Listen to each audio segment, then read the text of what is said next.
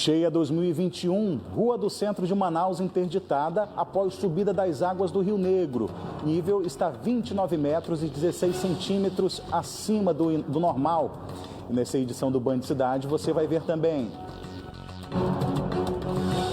a força da água que veio com a chuva em Manaus. Na Avenida Torquato Tapajós, um muro desabou e a enxurrada destruiu parcialmente base de triagem de venezuelanos. Tudo começou quando o muro que fica ao lado do centro de triagem de venezuelanos, aqui na Avenida Torquato Tapajós, se rompeu devido ao acúmulo de água, que transbordou e causou destruição na área. Restaurante popular no centro de Manaus volta a funcionar de forma presencial com refeição a R$1. Então, embora a segurança alimentar seja um direito de todos, a gente tem um público preferencial.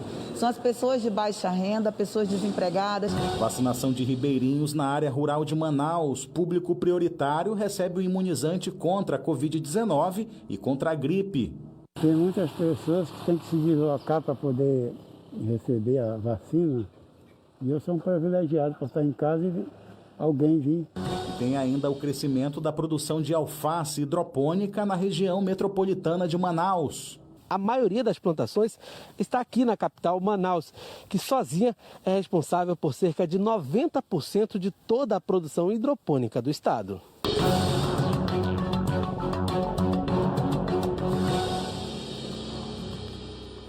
Olá, muito boa tarde para você. A chuva desta segunda-feira causou alagações em dezenas de áreas aqui da capital amazonense. Na Avenida Torquato Tapajós, o centro de triagem de venezuelanos ficou parcialmente destruído depois que a água invadiu o local. Desespero e gritaria.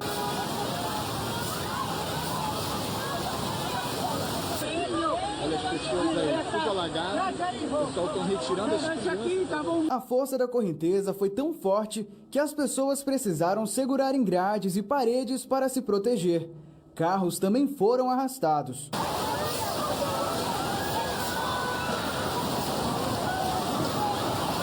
A via ficou completamente alagada. Até um prédio da prefeitura foi afetado. Olha como é que tá essa aqui, mano. Na Torquato aqui, ó. Tem gente ali dentro, ali, ilhada ali, outras pessoas ali dentro, ali, pessoal. Olha como é que tá essa aqui, tá desesperador aqui, ó, velho. Tudo começou quando o muro que fica ao lado do centro de triagem de venezuelanos, aqui na Avenida Torquato Tapajós, se rompeu devido ao acúmulo de água, que transbordou e causou destruição na área. A gente fez uma análise preliminar do local, é muito cedo para a gente dizer o que de fato ocasionou essa situação aqui, mas a gente tem várias informações e a nossa preocupação maior é com as pessoas. Identificar essas pessoas. A SEMASC, Secretaria de Assistência Social, também já está aqui conosco para a gente viabilizar um local de apoio para que essas famílias que foram afetadas possam ter um destino seguro.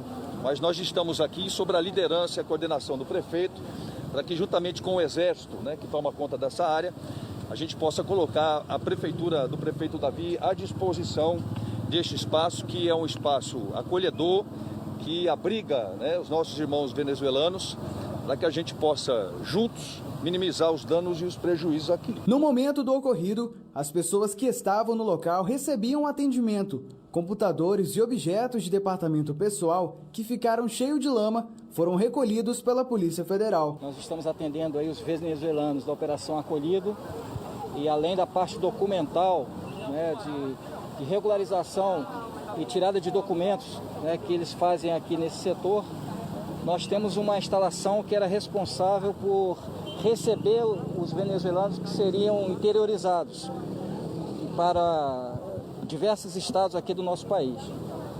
Nesse momento, essas pessoas se encontram na nossa base de operações, elas foram retiradas para lá, estamos prestando apoio médico, a operação momentaneamente está interrompida e graças a Deus aí nós não tivemos nenhuma perda de vida até agora, algumas pessoas realmente machucadas, mas elas estão sendo tratadas. Temos 41 pessoas que foram indicadas pelo Coronel Arnaldo como em situação de desabrigamento. Já estamos com uma equipe da SEMASC lá no ponto onde elas foram alocadas e a partir disso nós vamos fazer o acolhimento dentro dos nossos equipamentos de acolhimento da assistência social. 2 militares e 3 venezuelanos ficaram feridos. A perícia vai analisar o terreno para emitir o laudo técnico e descobrir o que de fato aconteceu. Nós já vamos direto saber como é que vai ficar o tempo nesta terça-feira aqui na capital amazonense. A previsão é da Somar Meteorologia, que traz detalhes do clima aqui na região norte com Samanta Linhares. Oi, Samanta. Olá, Neto, muito boa noite também a todos que nos assistem. Neste início de semana segue a condição para chuva muito expressiva em áreas do norte do Amazonas e também sobre o estado de Roraima, ainda por causa de instabilidades no alto da atmosfera e também por causa da combinação entre calor e umidade. Essa chuva pode ser um pouco mais expressiva, principalmente entre esta terça e a quarta-feira. Em relação às temperaturas, na tarde desta terça-feira, a máxima de 31 graus em Manaus. Na quarta-feira, máxima também de 31 graus, vai seguir chovendo ao longo de todo o final desta semana, mas a partir da quinta-feira, os volumes de chuva já são menos expressivos na região. Em Boa Vista, a mesma condição. A partir da quinta-feira, a chuva diminui de volume, mas entre esta terça e a quarta-feira, a chuva vai ser bastante volumosa. Na quarta-feira pode passar até mesmo dos 30 milímetros acumulados e as temperaturas ficam em torno dos 29 graus entre esta terça e também na quarta-feira. E ruas do centro de Manaus estão sendo invadidas pela água do Rio Negro. A Rua dos Barés foi interditada na tarde de hoje e a previsão é que o rio continue enchendo. A France vê com muita tristeza o movimento de veículos na pista inundada pelo Rio Negro. A água que o carro passa aí joga para as lojas, né? Aí fica bastante difícil, né? No fim de semana, o Rio Negro encheu 18 centímetros. Hoje, a cota é de 29 metros e 16 centímetros. Mas os transtornos devem continuar, porque o Rio Negro só deve parar de encher em junho. Eu já não encaro meu carro aqui, não. Não bota aqui, não. Pela previsão feita pelo Serviço Geológico do Brasil, a enchente esse ano deve ultrapassar a marca histórica de 2012, que foi de 29 metros e 97 centímetros. De acordo com os especialistas, a enchente esse ano deve ultrapassar a marca dos 30 metros e 50 centímetros, 60 centímetros a mais do que há 9 anos atrás. Para diminuir os impactos das inundações, a Prefeitura de Manaus planeja interditar as vias afetadas. Na capital amazonense, 4.000 famílias já sofrem com a enchente desse ano. Então a gente está aqui juntamente com outras secretarias, justamente para atuar e de forma preventiva para que a gente consiga diminuir os danos causados à população frente à cheia. Além do centro, 15 bairros estão sendo monitorados pela Prefeitura de Manaus.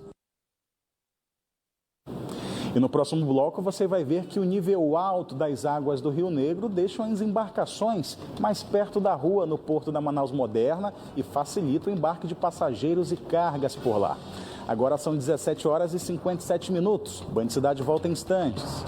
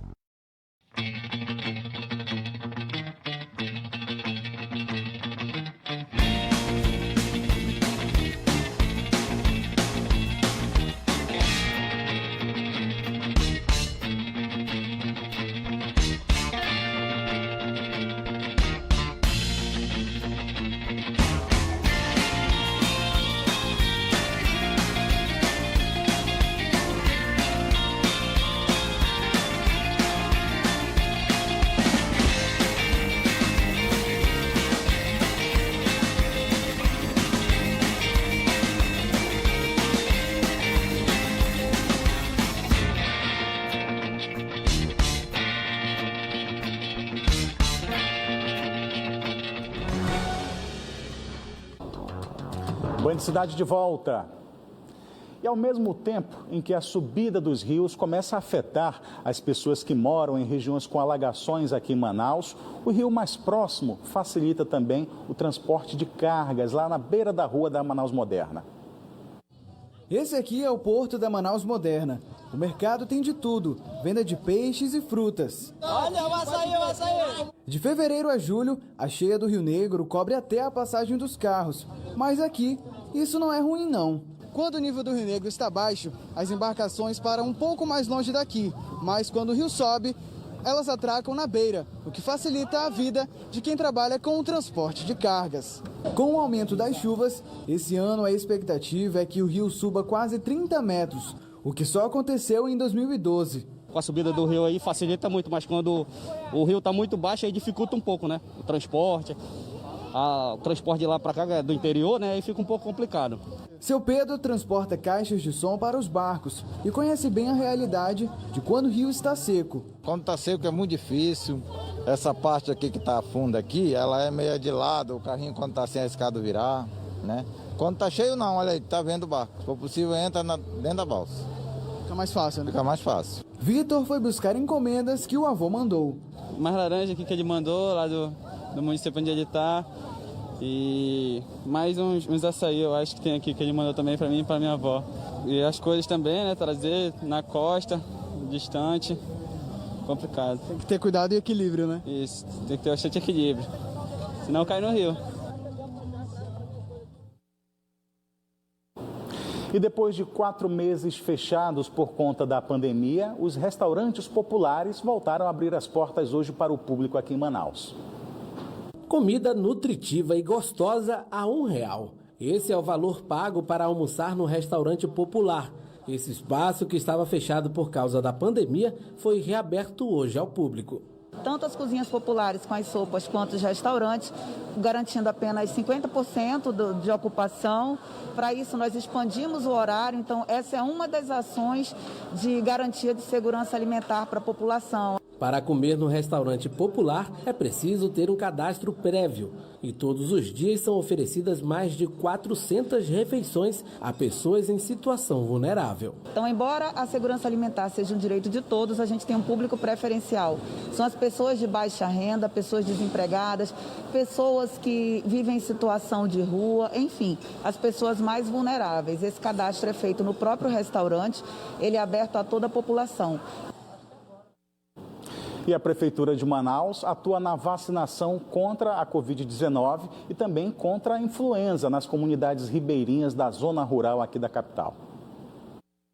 É nas primeiras horas da manhã que os vacinadores da Secretaria Municipal de Saúde de Manaus se deslocam até as comunidades da zona rural. Escoltados por homens do Exército, áreas onde só é possível chegar navegando, na comunidade Nossa Senhora de Fátima, o imunizante é oferecido na porta de casa. Hoje, cerca de 60 moradores da comunidade Nossa Senhora de Fátima receberam a segunda dose do imunizante. Durante a semana, a vacinação deve continuar em outras 2 comunidades. E a expectativa é que mais de 1.000 pessoas que moram nessas áreas sejam imunizadas. E os médicos, cientistas, graças a Deus, meu Deus, obrigada, Deus, por tudo. E é com emoção que os moradores de áreas distintas da cidade compartilham essa sensação de estarem vacinados contra a Covid-19. Para a senhora, como é que é estar recebendo a dose do imunizante na porta da sua casa? Estou feliz, né? Que vieram na porta da minha casa, não quero assim, eu sair daqui para ir até por aí, né? Estou feliz por isso. Uma felicidade muito grande, sabendo que eu estou sendo imunizada pelo menos 89%, porque 100% eu sei que não estou, porque os 100% quem vai fazer é eu com meus cuidados, né, usando máscara, usando o gel, né, para me proteger e proteger o próximo que está próximo de mim. Tem muitas pessoas que têm que se deslocar para poder receber a vacina, e eu sou um privilegiado por estar em casa e alguém vir me vacinar em casa, entendeu? As próximas comunidades de Manaus a receberem a visita dos vacinadores na Calha do Rio Negro são Nossa Senhora do Livramento e Nossa Senhora Auxiliadora. Nós vamos agora atualizar os números do coronavírus aqui no Amazonas. Os dados são da Fundação de Vigilância em Saúde do Estado, que nas últimas 24 horas diagnosticou pouco mais de 400 novos casos da doença aqui no Amazonas. Nós chegamos a um total, neste dia 2 de maio, que é a data da última atualização, a 371.718 casos confirmados da doença. A gente sempre faz um comparativo com 2 semanas e vê que lá no dia 19 de abril eram 364.028 casos confirmados. A gente percebe essa evolução aí no período de 14 dias. O número de óbitos passou de 12.396 para 12.641, também nesse intervalo de 2 semanas, e o número de pacientes internados saiu de 535 para 406. A gente vai continuar sempre atualizando esses números do coronavírus, são eles que balizam toda a estrutura de restrição, né, as flexibilizações da restrição nesta pandemia com os decretos, e a gente hoje passou a vigorar um novo decreto nesta segunda-feira aqui na capital amazonense, na verdade em todo o Amazonas, que liberou, por exemplo, a realização de eventos em todo o estado, limitado ao máximo de 100 pessoas e de 50% do local, da capacidade do local do evento. Daqui a pouco a gente vai trazer mais informações sobre esses eventos que vão começar a voltar a ser realizados aqui no Amazonas com Davi Albuquerque.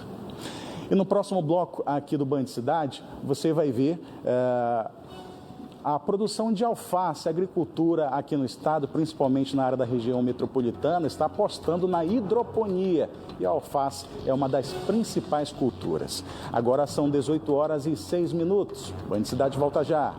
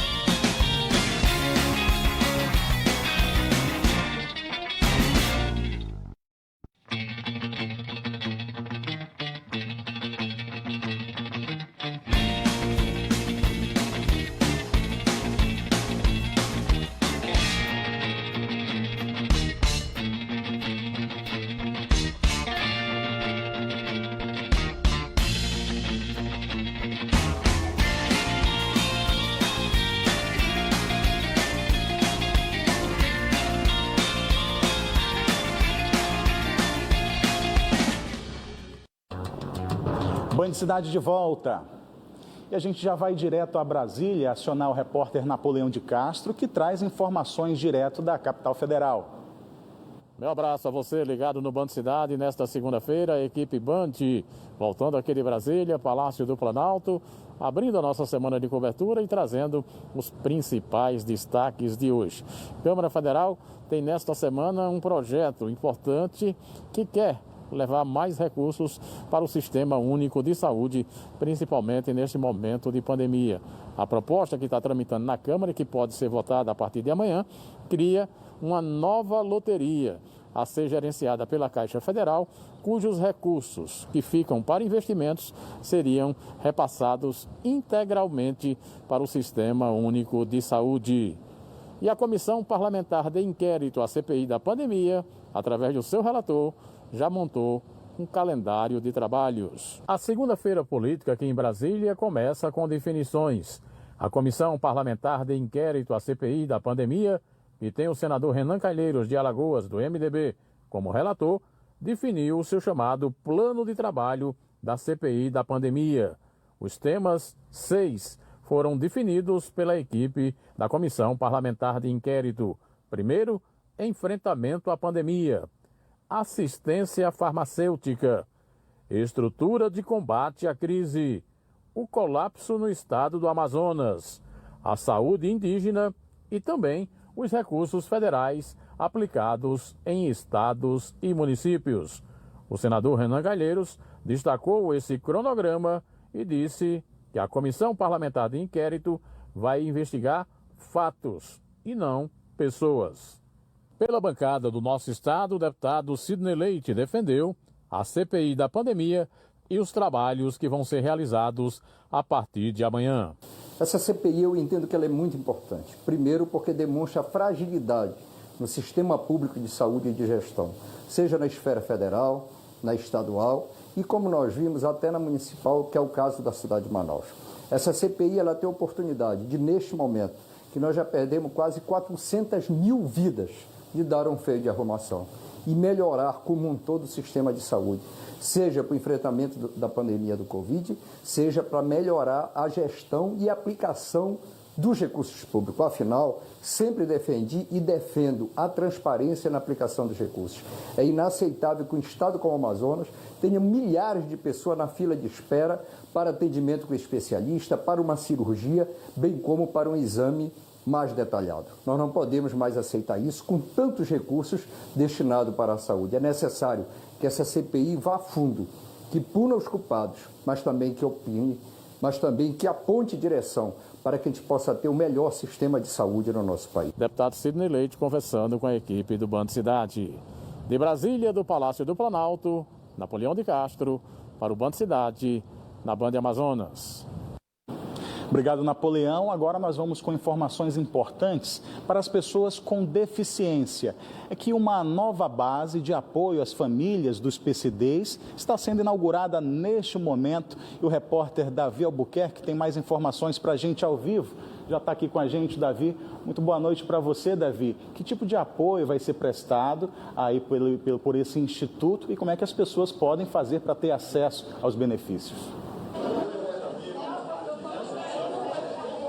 Exatamente, Neto Cavalcante. Boa noite a você e a todos que nos acompanham ao vivo no Band Cidade. Estamos aqui na inauguração dessa nova sede do Instituto PCD, que vai atuar diretamente com o auxílio da população aí, né, com deficiência, ajudando eles com serviços médicos e, entre outros, para conseguir lugar no mercado de trabalho. O objetivo do Instituto é justamente trazer esse auxílio para essa população PCD que precisa ingressar, né, nos seus serviços, enfim, nesse mercado de trabalho, e dessa forma todo o Instituto se mobiliza para atender quase 3 mil pessoas cadastradas aqui para conseguirem entrar aí nesse mercado de trabalho com diversos serviços psicológicos, médicos, odontológicos. E para a gente saber um pouco mais como as pessoas podem ingressar e fazer parte deste projeto, falamos hoje com o presidente do Instituto, o senhor Nederson Igles, que já está aqui conosco. Boa noite ao senhor. O senhor pode explicar para a gente um pouquinho como é que acontece a situação da pessoa se cadastrar e participar aqui do Instituto? Posso sim, boa noite, Davi. É uma honra nós estarmos aqui hoje, é a inauguração da nossa nova sede do Instituto PCD Juntos Somos Mais Fortes. Aqui funciona a ação direta, Davi.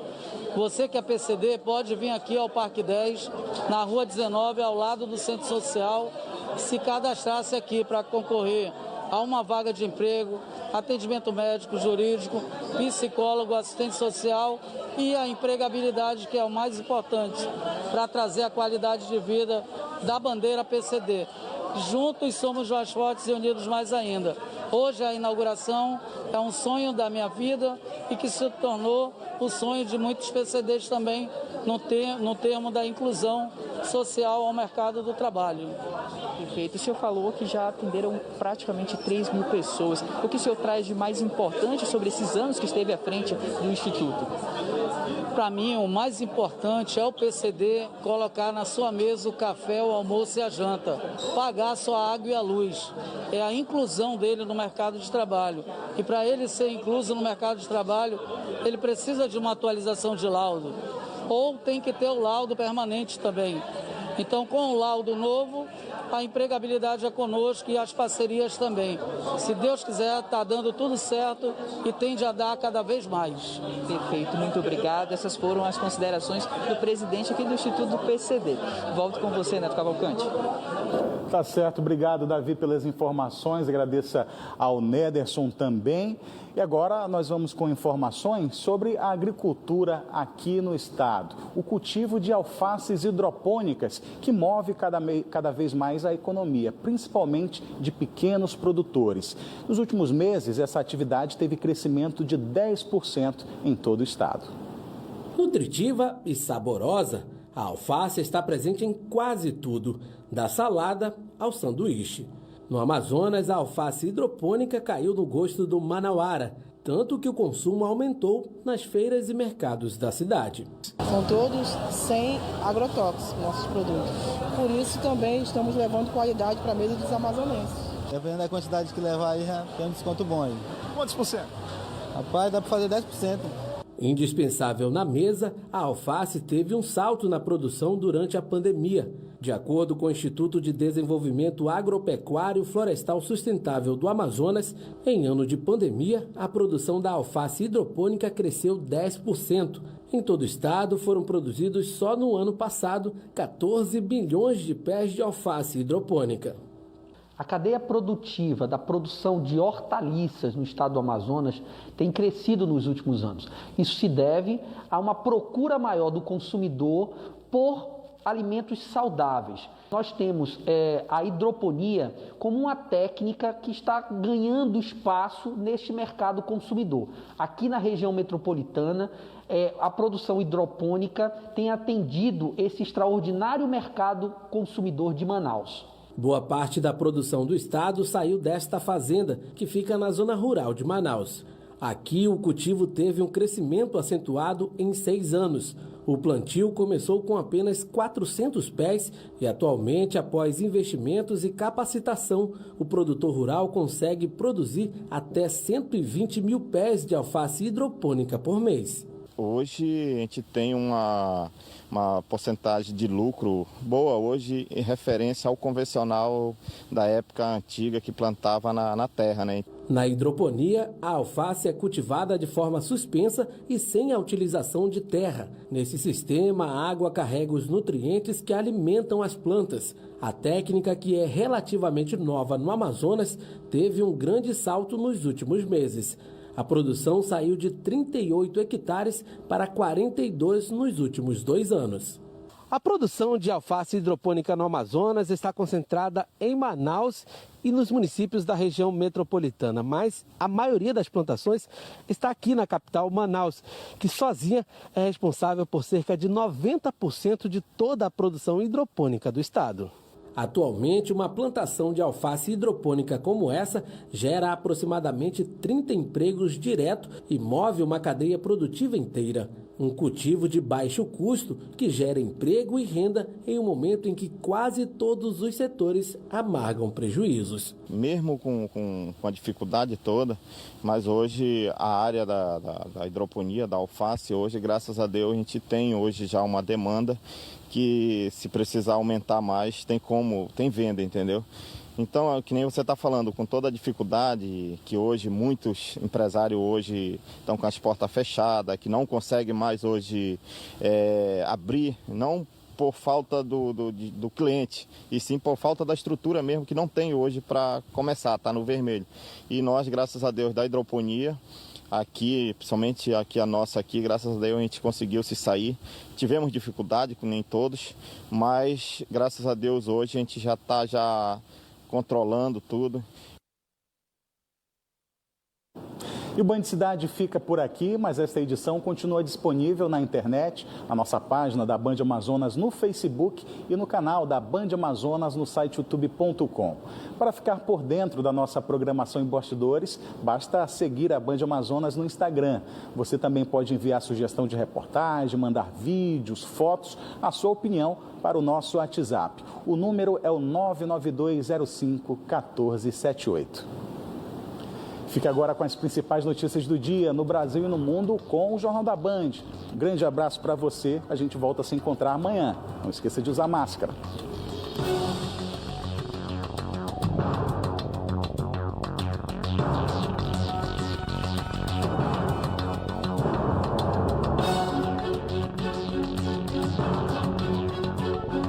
primeiras doses da vacina.